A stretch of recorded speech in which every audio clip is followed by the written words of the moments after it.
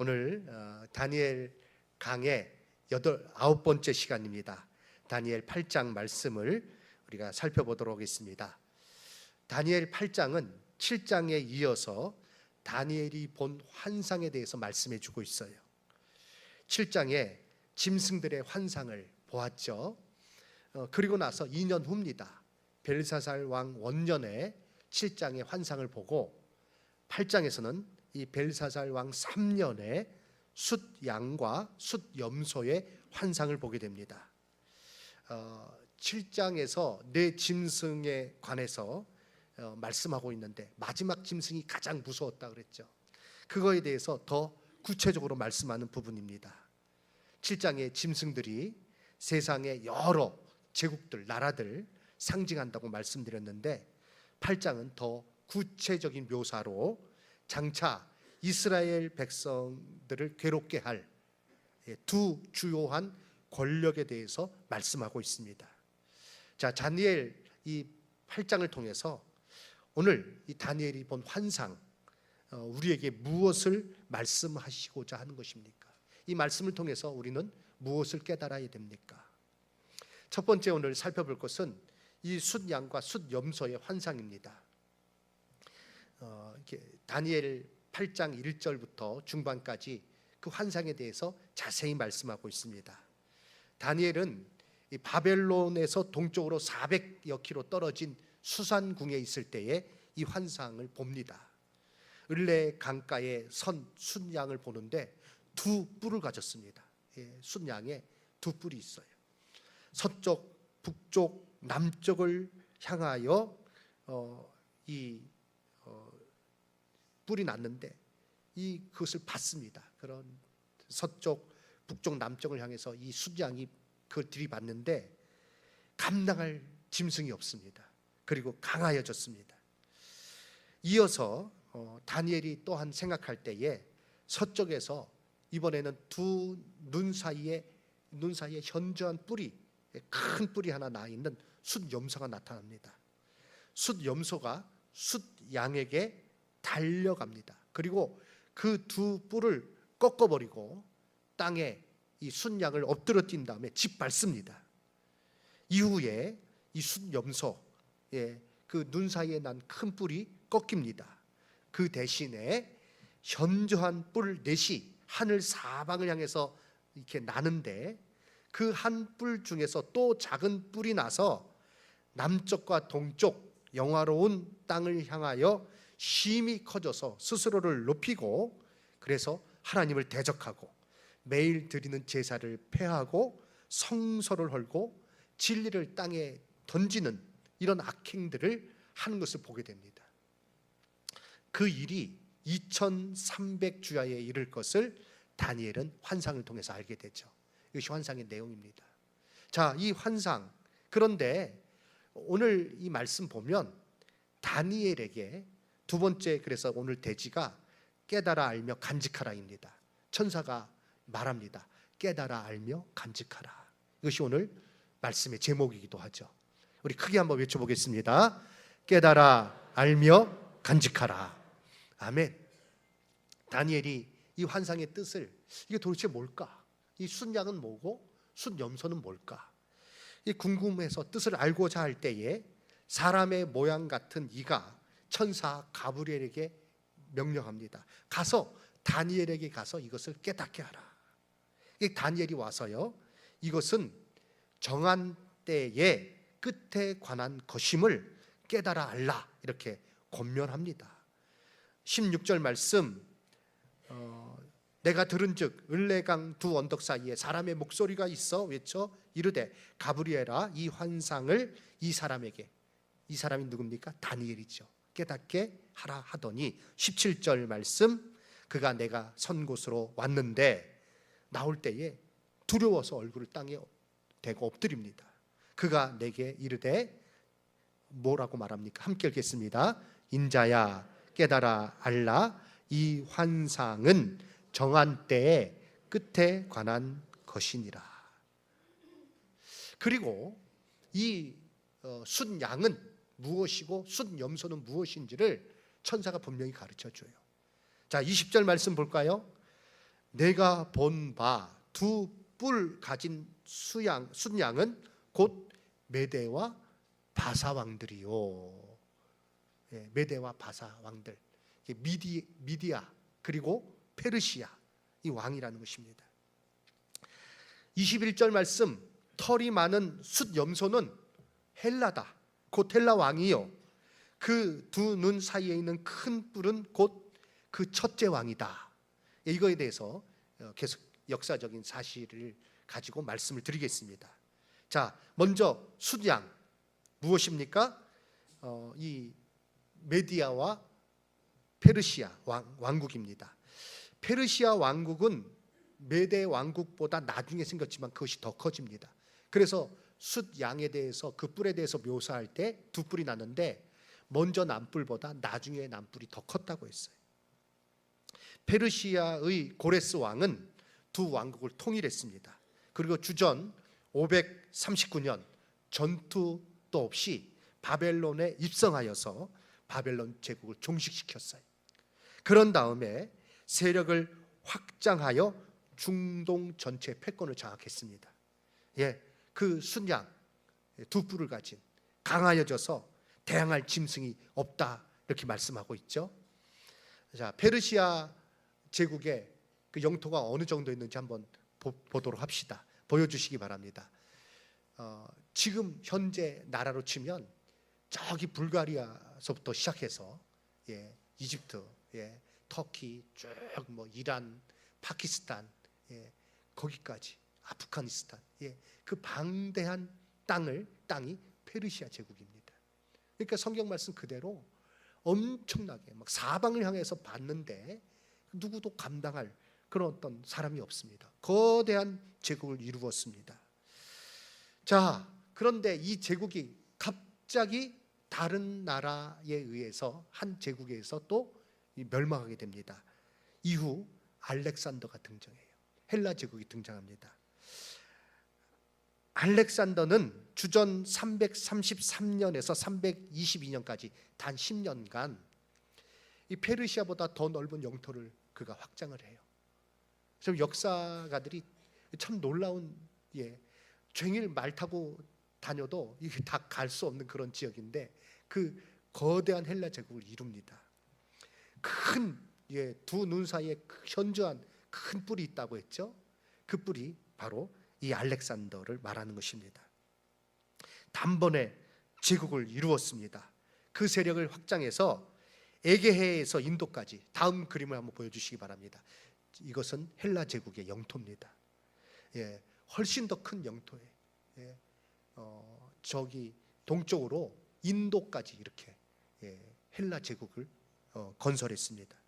그래서 에게해에서부터 시작해서 인도까지 이르는 방대한 제국을 이루었습니다. 그러나 그의 이 알렉산더의 권력이 정점에 이르렀을 때 주전 323년이죠. 30대의 나이로 갑작스럽게 죽습니다. 그리고 나서 누가 그 헬라 제국을 통치하는가? 그 큰 뿔이 꺾이고 나서 네 뿔이 나왔다고 했는데, 대신 나왔다고 했는데 4명의 부하들에게 나라를 분할합니다. 카산드로스, 리시아마코스, 셀레우코스, 프톨레미오스 이렇게 분할하여 다스리게 되는데, 이 헬라 제국의 속국으로 있었던 유다는 처음에 프톨레마이오스 왕조 밑에 있다가 나중에는 셀레우코스 왕조에 속하게 됩니다. 그래서 역사 시간에 아마 많이 들어보셨을 거예요. 프톨레미오스, 그다음에 셀레우코스 이런 왕들, 이것이 바로 역사에 일어났던 일이고 다니엘에게 그것을 가르쳐 주는 것입니다. 다니엘에게 이 가브리엘은 특별히 이 네 뿔 중에서 나온 작은 뿔 하나에 대해서 자세히 언급하는데요.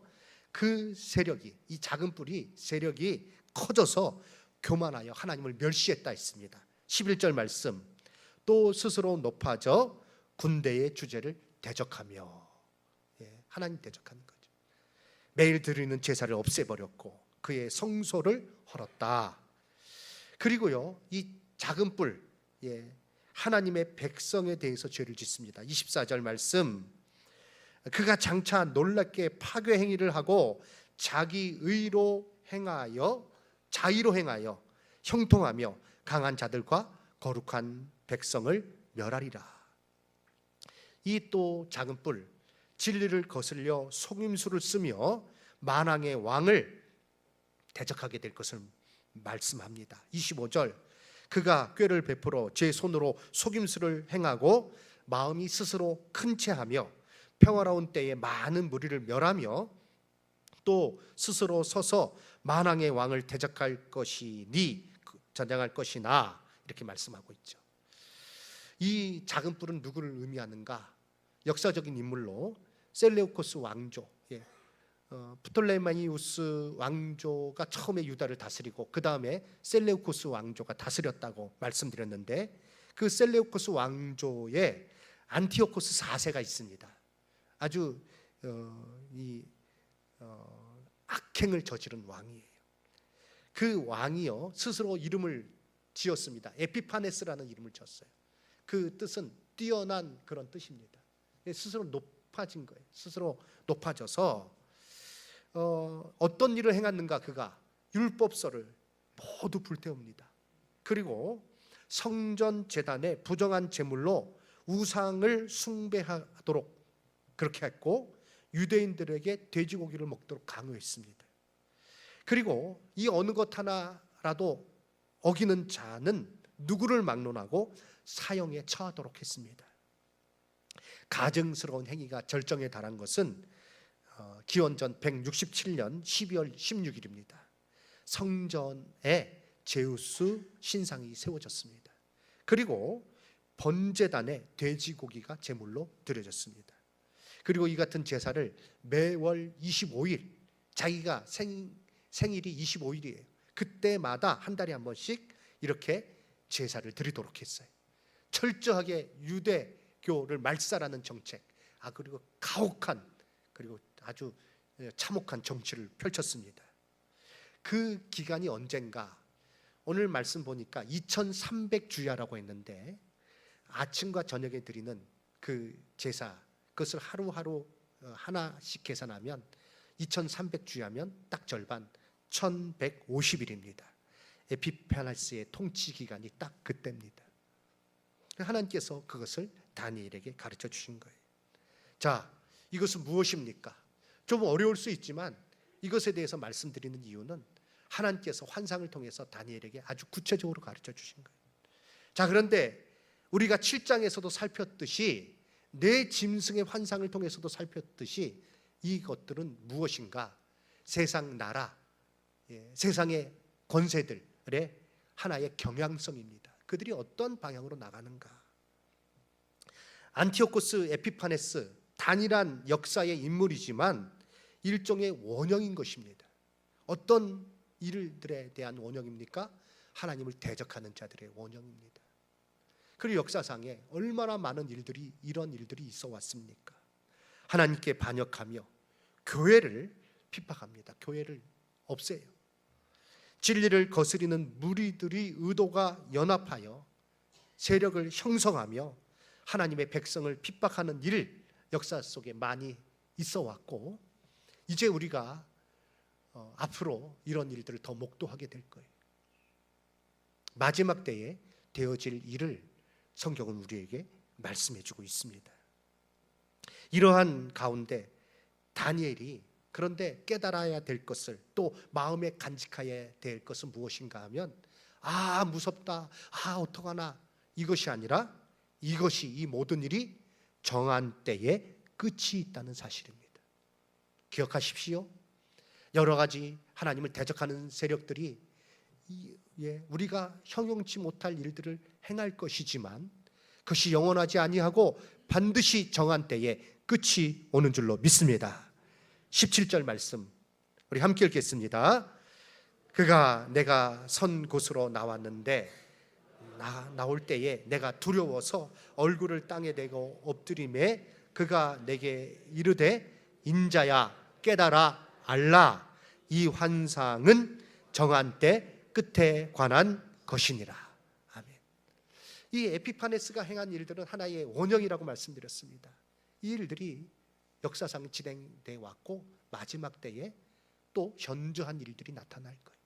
그러나 정한 때에 끝이 있다는 것입니다. 19절 말씀, 이르시되 진노하는 때가 마친 후에 될 일을 내가 내게 알리리니 이 환상은 정한 때 끝에 관한 것임이라. 그리고 끝이 어떻습니까? 결국 사람의 손으로 말미암지 않고 깨지는 것입니다. 25절 말씀 볼까요? 우리 뒷부분만 제가 읽겠습니다. 25절 뒷부분, 그가 사람의 손으로 말미암지 아니하고 깨지리라. 우리 함께 읽겠습니다. 뒷부분만 함께 읽겠습니다. 그가 사람의 손으로 말미암지 않고 아니하고 깨지리라. 아멘. 자, 다니엘 강해를 하면서 기억하십시오. 느부갓네살 왕이 꿈을 꿔요. 큰 신상의 꿈을 꿔요. 그 신상이 어떻게 없어집니까? 뜨인 돌 하나, 사람의 손으로 다듬지 아니한 돌이 날라와서 치는 가운데 그 신상이 무너져서 가루처럼 사라져 버렸습니다.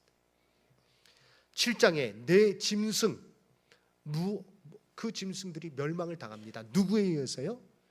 옛적부터 계시니, 그리고 인자 같으신 그리스도로 말미암아 그 모든 것은 망하고 심판당하는 것입니다. 오늘 이 숫 염소, 그리고 그 사이에 난 뿔 하나 악행을 합니다. 하나님을 대적하고, 그리고 백성들을 핍박하고 진리를 거스르고 온갖 만행을 저지르지만, 그러나 사람의 손으로 말미암지 않고 깨지리라. 이 에피파네스 하나의 원형이라고 말씀드렸습니다. 앞으로 이 일들이 역사상에 있어 왔고 또 진행이 될 것입니다. 그러나 정한 때 끝에 예수 그리스도 이 땅에 다시 오시는 그때에 반드시 심판당하고 끝나게 되고 깨지게 될 줄로 믿습니다. 사랑하는 성도 여러분, 우리는 종말의 때를 살고 있습니다. 세상 세력이 아무리 강해 보인다 할지라도 정한 때에, 누가 정한 때입니까? 하나님께서 정하신 때에 끝이 옵니다. 예수님께서 다시 오시는 그날 그것이 이루어질 것입니다. 이것을 깨달아 알며 간직하며 마음에 살아가야 됩니다. 종말의 때를 살아가고 있는, 말세의 때를 살아가고 있는 우리 성도들의 자세는, 우리들에게 요구되는 것은 이것이에요. 마음에 간직하는 거예요. 영적으로 깨어있는 거예요. 그리고 깨달아 알고 이것을 마음에 간직하며 살아가야 합니다. 오늘 이 말씀 가운데 결론적인 부분입니다. 그런데 다니엘은요, 이 환상으로 인해서 거의 실신하게 이르는입니다. 18절 말씀 보니까 그가 내게 말할 때에 내가 얼굴을 땅에 대고 엎드려 깊이 잠들매, 그 무서운 일들에 대해서 생각하면서 이 막 두려움이 그 안에 있는 것입니다. 그러나 다니엘은요, 하나님의 주권과 인간 세력, 제국의 무상함을 깨달았습니다. 그는 두려움 속에서 하나님을 대적하는 세력이 지배하는 그 가운데 엄청난 악이 행해질 것을 보게 되었습니다. 하나님께서 정하신 때에 마지막이 오는 것을 마음에 간직하고 있습니다. 그러나 그 어떤 이제 장차 이루어질 일, 그 무서운 일에 대해서 그걸 듣는 다니엘은요, 지칠 수밖에 없었어요. 지쳐서 여러 날 앓게 됩니다. 27절 말씀 함께 읽을까요? 이에 나 다니엘이 지쳐서 여러 날 앓다가, 시름시름 앓는 거예요. 지쳐서 쓰러져 가지고 끙끙 앓게 된 것입니다. 그런데 거기서 끝나지 않습니다. 일어나서 왕의 일을 보았다. 다니엘은 지금요, 그 왕의 신하로서 자기에게 주어진 일이 있습니다. 그러니까 이 환상을 통해서 환상을 보고 천사가 알려주는 가운데 그것이 얼마나 그에게 무서운 일이고 또 얼마나 참 마음의 중압감으로 다가왔는지, 정한 때 끝에 관한 일이지만 그러나 그 사이에 겪을 그런 자기 민족이 겪을 그런 어려움들, 그것이 참 두려움으로 다가오는 가운데 앓을 수밖에 없었어요. 그래서 쓰러져서 끙끙 앓을 수밖에 없었어요. 하지만 그는 다시 일어납니다. 다시 일어나서 자기의 집무실 책상 앞에 앉았다는 거예요. 그리고 계속해서 하나님께서 주시는 그 일을 다니엘이 총리로서 그 일을 하고 있는데 그 일을 그가 묵묵하게 감당했다는 것입니다. 영적인 차원을 더 알게 됐어요. 그렇지만 다니엘은 그것을 알게 되고 야 이제 그러니 산속에 들어가자라고 하지 않았습니다.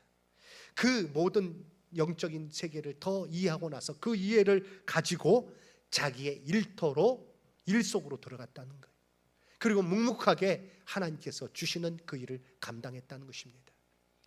다니엘서 강의하면서 다니엘서의 주제가 세상 속에서, 세상 나라 속에서 하나님의 자녀가 어떻게 행해야 될 것인가, 이것이 다니엘서를 통해서 우리가 깨달아야 될 부분이다 말씀드렸는데, 바로 그가 지쳐서 앓다가 그리고 끝이 아니라, 그리고 모든 것 자포자기하는 심정으로 나간 것이 아니라 일어나서 왕의 일을 보았다. 이것이 오늘 또한 우리가 마지막 때를 살아가는 성도의 자세인 줄로 믿습니다. 우리가 자주 부르는 찬송 441장 저 장미꽃 위에 이슬, 3절이 어떻게 되죠? 밤 깊도록 동산 안에 주와 함께 있으려 하나, 괴로운 세상에 할 일 많아서 날 가라 명하신다.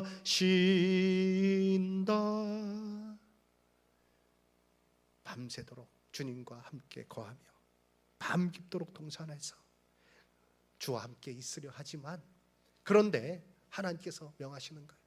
야, 괴로운 세상이지만 향해서 나가라. 가서 할 일이 내가 많다. 내가 할 일이 많다. 가라. 사랑하는 성도 여러분, 제가 거듭거듭 말씀드리지만 우리가 예배의 자리로 모이는 이유는 또한 예배를 드리고 세상을 향해서 나가기 위함입니다. 여기가 좋사오니 그것으로 끝이 아니, 우리의 신앙생활은 교회라는 이 울타리 안에 제한될 수가 없습니다. 여기서 은혜 받고 하나님 나라에 대한 비전을 확립하고, 그리고 하나님께서 말씀하신 그대로 이루어지는 것을 굳게 믿는 믿음 가운데 우리가 나가서 세상에서 소금으로 빛으로 그 사명을 감당하고, 그리고 하나님 나라를 확장하고 하나님께서 내게 맡겨주신 사명을 감당하며 그 일터에서 하나님 앞에 영광 돌리는 자가 되어야 될 줄로 믿습니다. 우리는 예배 드리면서 찬송 불렀습니다. 주님 다시 오실 때까지, 주님 다시 오실 때까지. 마지막 때를 살아가면서 우리가 기억해야 될 것, 간직해야 될 것은 무엇입니까? 깨달아 알고 간직해야 될 것은 바로 주님께서 다시 오신다는 거예요. 이 세상이 우리의 목적지가 아니, 하나님 모르는 사람들은 이 세상의 것들을 목적으로 해서 살아가요. 그것만을 바라봐요.